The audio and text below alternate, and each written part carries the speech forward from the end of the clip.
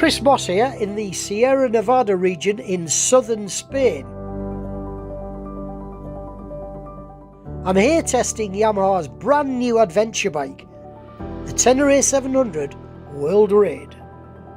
It's the third version of the Tenere 700, boasting the highest spec and the highest price at £11,800. For that you get better suspension, much longer fuel range and a fair few other detailed improvements. Just about to start a 322 kilometre adventure on this Yamaha's new Tenere 700 World Raid. It was a thorough test of around 200 miles, at least half of which was off-road. It proved a perfect route to examine the Tenere's dual-purpose ability.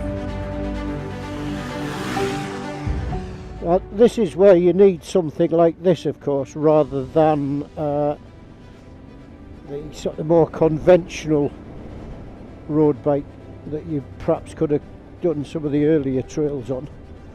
This is just getting a bit more technical and in need of a bike like this. The further we rode, the better things got. It got trickier, faster and even more enjoyable. Starting to feel sort of, I don't want to be cruel, it's slightly less manageable now. Still good.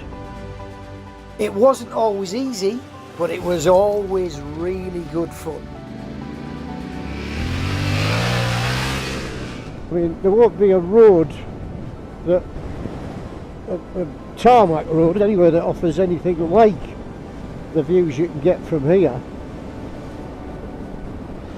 The revised suspension now has 20mm more travel. It's firmer, better damped and appreciably more control. The engine's unchanged, but that's not a bad thing at all.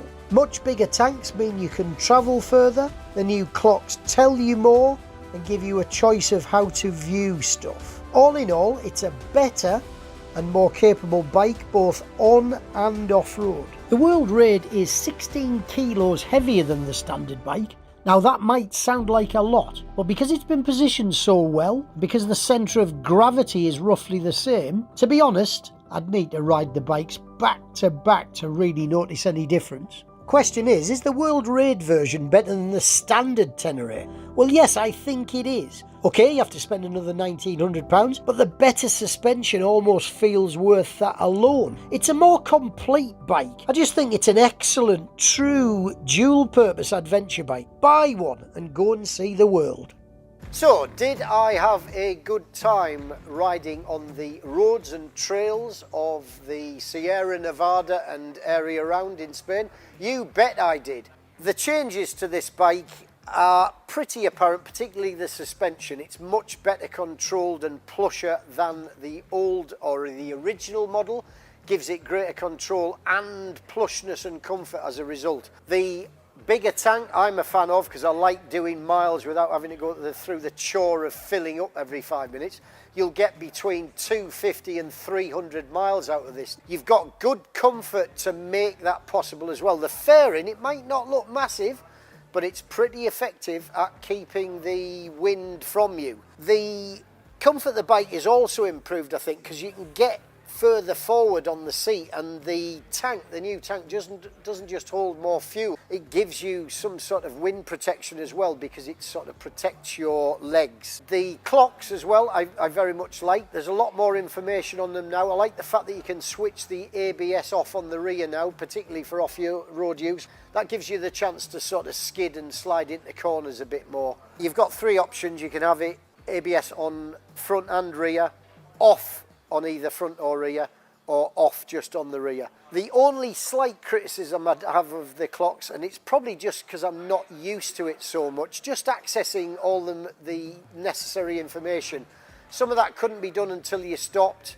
Certainly changing the ABS couldn't be done until it stopped. It's part of the Japanese philosophy for safety. They don't want people messing about making too many changes while they're riding the bike.